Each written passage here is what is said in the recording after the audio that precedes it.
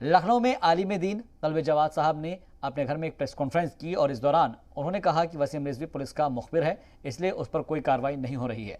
साथ ही उन्होंने मांग की है कि शिया वक्फ बोर्ड इलेक्शन की जांच होनी चाहिए।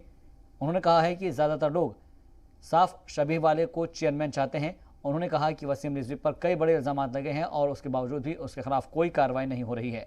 उन्होंने कहा कि अगर वसीम की गिरफ्तारी नहीं हुई तो हम सारे शाह सुन्नी उलेमा हजरतगंज में गिरफ्तारी देंगे। हमारा मेन मुद्दा तो वही कुरान मजीद के खिलाफ जो बदतमीजियाँ कर रहा है वसीम रिजवी, और उसके खिलाफ कोई कार्रवाई नहीं हो रही है, कोई FIR नहीं लिखी जा रही। मैं खुद गया कमिश्नर साहब पास, लेकिन उन्होंने कोई कार्रवाई इस पर नहीं की और ना कोई FIR अभी तक लिखी गई है। और जो कुरान को फाड़ रहा है वो और इतनी ज़्यादा बदतमीजियाँ बेहुदगियाँ कर रहा है वो, उसके बाद भी उसको खुली छूट दी जा रही है, उसको के खिलाफ कोई कार्रवाई नहीं हो रही है। जबकि वो एक छोटी सी भी FIR करता है तो फ़ौरन वो FIR पुलिस दर्ज कर लेती है। बस मैंने अभी कहा कि रमज़ान के ज़माने में उसने जो है इफ्तारी भिजवाई एक मस्जिद में, उन मस्जिद की नमाजियों ने इफ्तारी वापस कर दी कि तुम्हारा चोरी का माल है हम इससे इफ्तार नहीं करेंगे।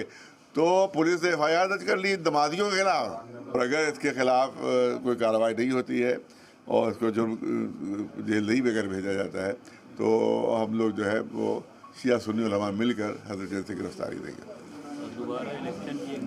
और दूसरी ये कि इलेक्शन में साबित हो चुका है कि बेईमानी और धांधली हुई है, क्योंकि तकरीबन 13-14 लोगों ने जिन्हें वोट डाले हैं उन्होंने अपना एफिडेविट दे दिया है कि हमने इसको वोट दिए ही नहीं, जबकि कुल 21 वोट हैं तो मिले। इसका मतलब है कि इसको कुल 5-6 वोट मिले हैं।